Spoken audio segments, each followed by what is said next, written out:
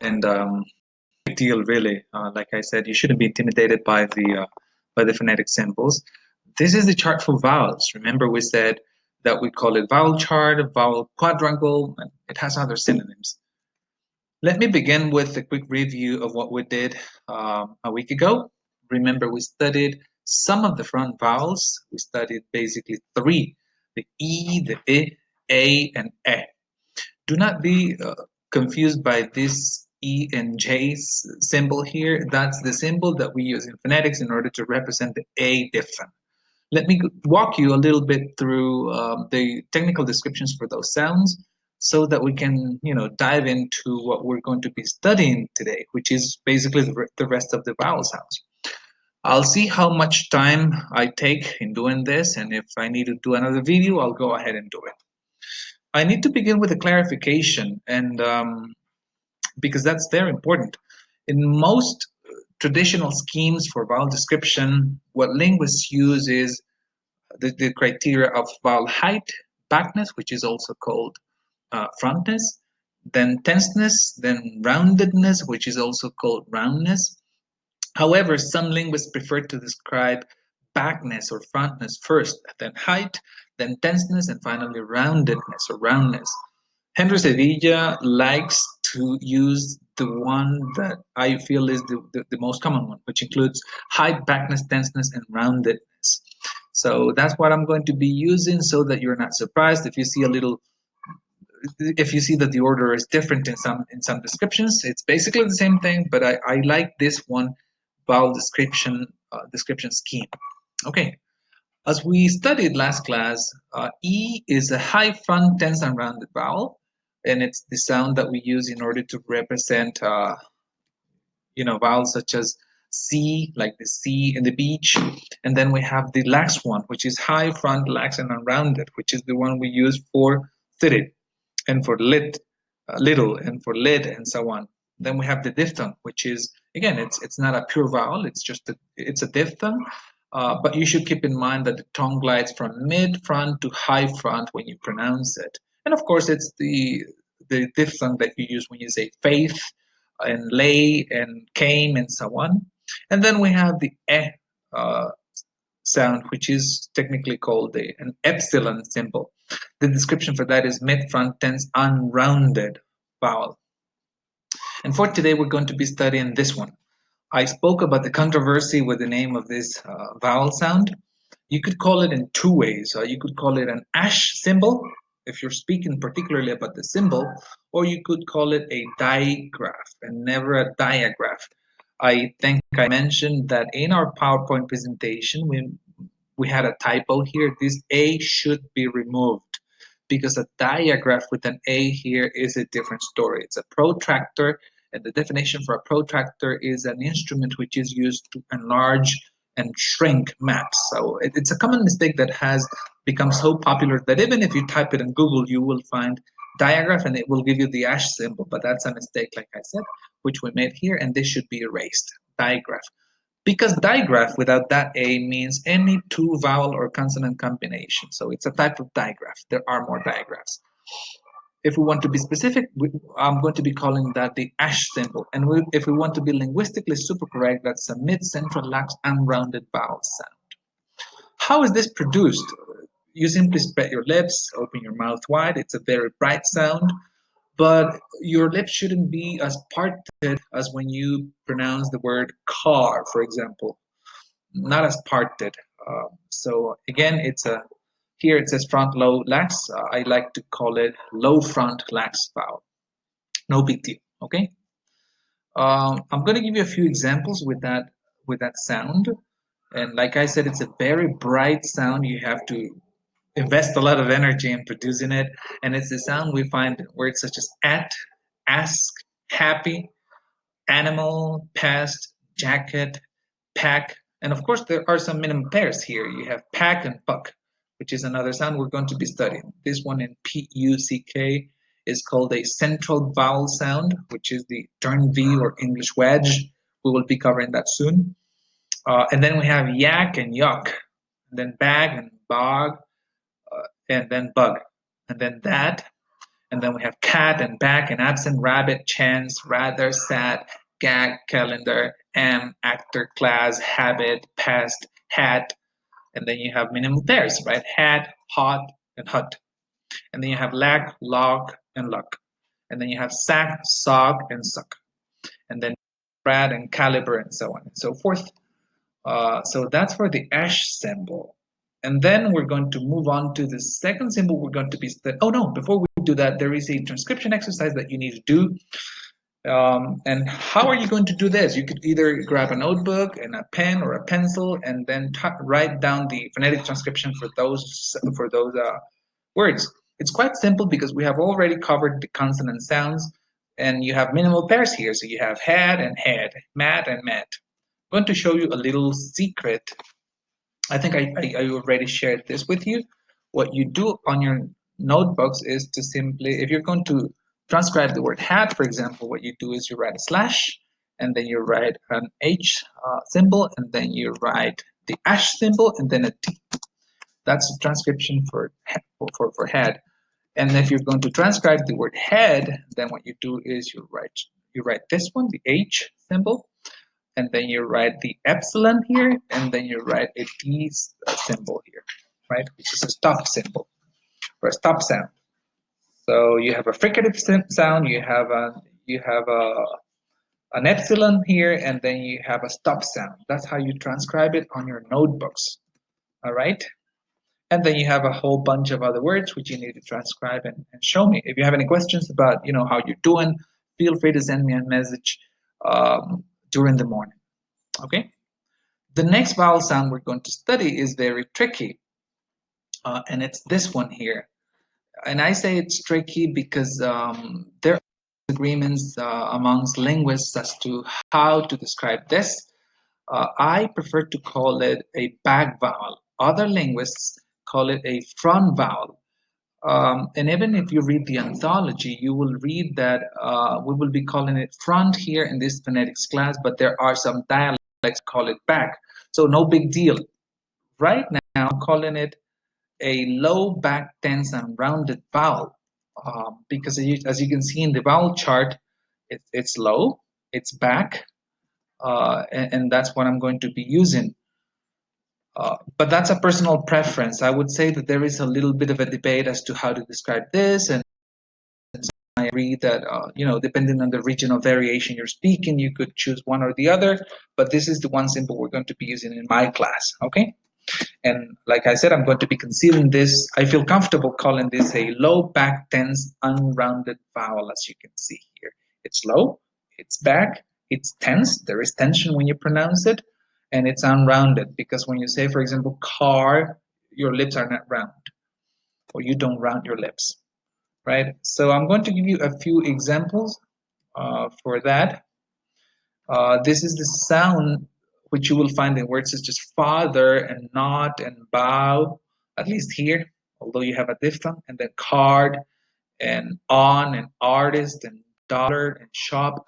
Now be careful here because some people, especially, I'm thinking about the British accent, what we call general British accent. They might say things like dollar and not dollar. But of course, again, that is because, as I have been saying in the course, English is a very diverse language and it's spoken differently depending on where you go, which country you're in. And the other thing, of course, is that when it comes to the matter of identity, some people might choose to pronounce a word in one way or another. I was having this conversation with a native speaker a few days ago about the pronunciation of the word law, the law. And then she said, when I say law, I like to say it very powerfully because it's the law. And so she says, I use what we call an open O. Then sometimes I use, and she says sometimes if I'm relaxed, then I use something which could be closer to this ah sound, law, instead of law. So it's a matter of identity. It's a matter of how you want to sound sometimes. And it's really, without any fear, I would say it's really up to you whether you want to say the law or the law. Right. And so here we have more words. You have vowel, God, by, honest, option, odd, dog. Although you can say dog or dog or dog.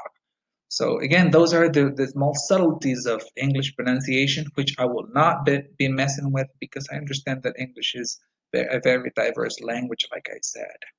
And then you have, for example, God and rock and bow and lot, hard, and so on and so forth. Okay, that's the so-called, what I call low back tense unrounded ah sound.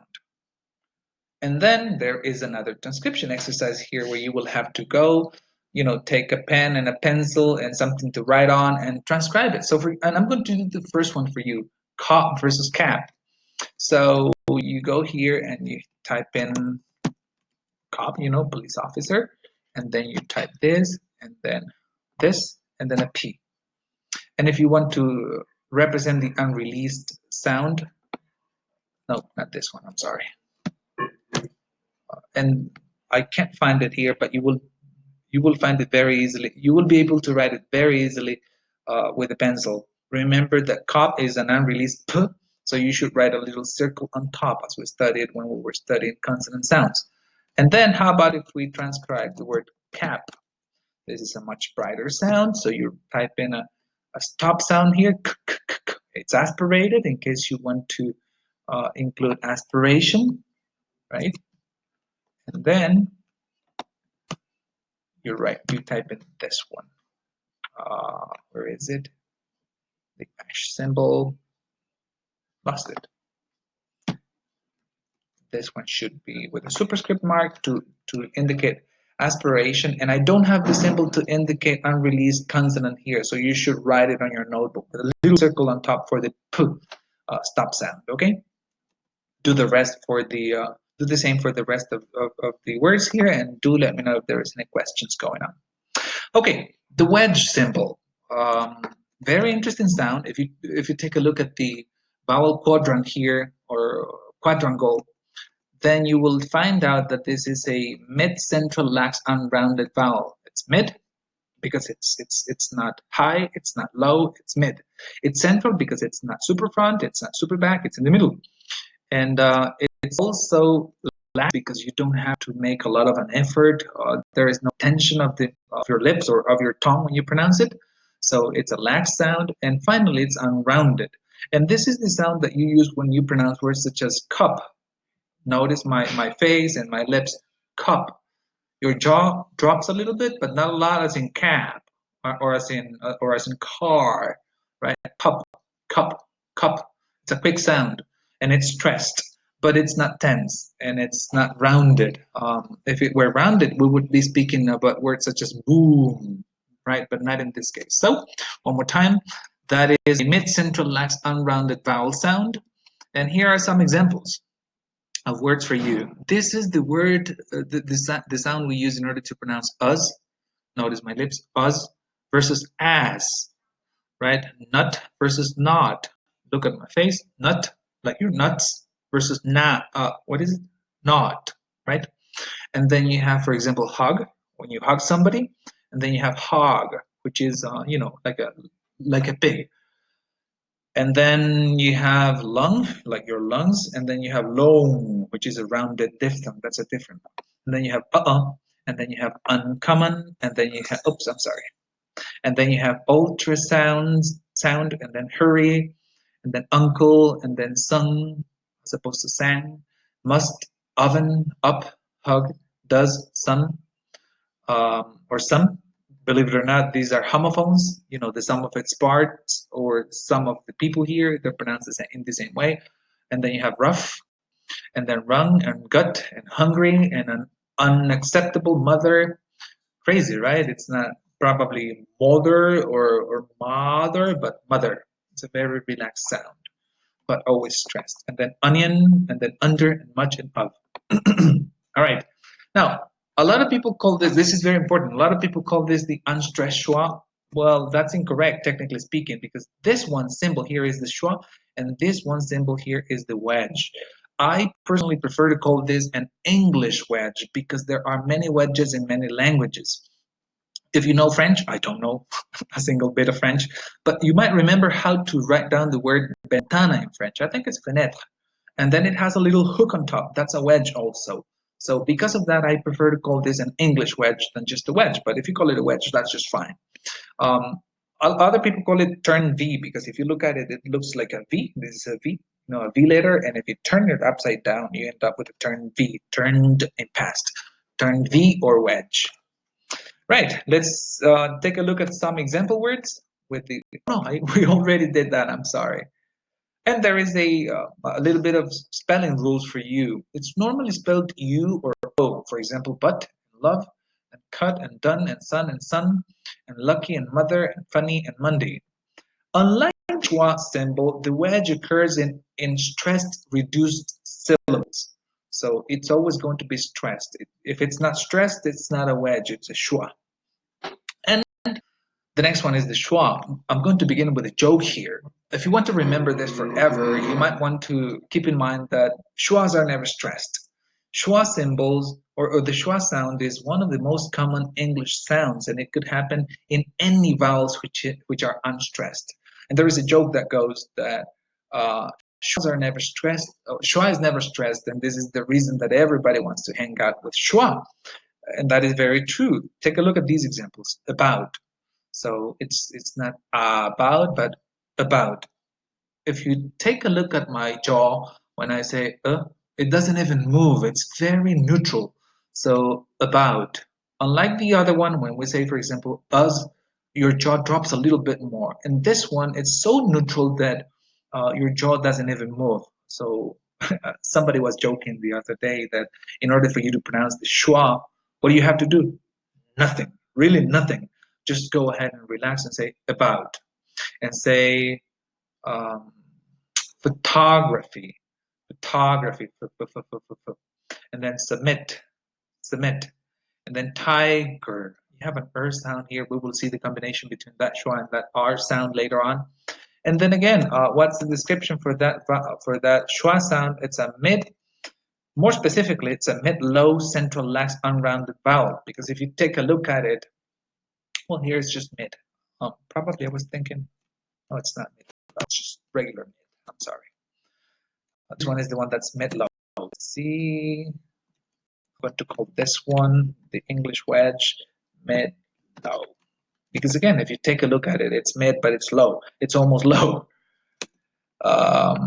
And so that's it. I'm going to give you a few example words with schwa. And again, whenever there is an unstressed syllable, it could take up the form of a schwa. So you have go, holiday. So it's probably worth mentioning that if you were saying holiday, this is a good moment to stop saying holiday, say holiday. And reasons, asleep, suppose, agony, agony, and sofa, upon, photograph, balloon, soda. So probably not probably, for sure not soda, but soda. And then amaze, relative, lemon, circus, away, buffalo, famous. So probably, no, not probably. Let me get rid of that word. For sure not famous or famous, famous. And then contain. Some spelling rules, normally you spell it as A or as E or as, it could take up any spelling. Check it out. So arrived, oven, and then liquid, occur, upon. So it could virtually take up any word. When we study suprasegmentals, you will see that some vowel sounds become neutralized or centralized, and that means that they're pronounced so fast in connected speech, so much so that you end up substituting some unstressed vowels such as the lax a for a schwa. So instead of saying, for example, the city of New York, if you're speaking that really fast, you might end up substituting those lax a sounds for a schwa. It can appear more than once in a single word, and it can be represented by different letters, as we said, as in president, elephant, accident. You can see schwas everywhere, schwa, schwa, schwa, schwas everywhere. It's raining schwas.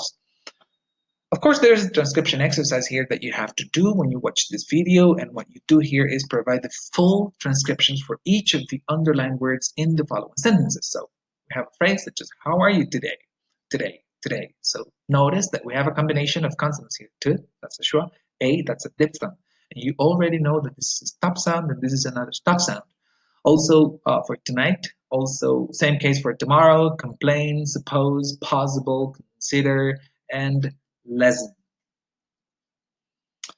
And that's the end of the first video. I think I'm going to stop it here to give you a chance to catch your breath. We have gone over the vowel sounds we covered last class, and we also went over these sounds which are front vowels. I gave you an explanation about this so-called front vowel, which I personally feel more comfortable calling a back vowel.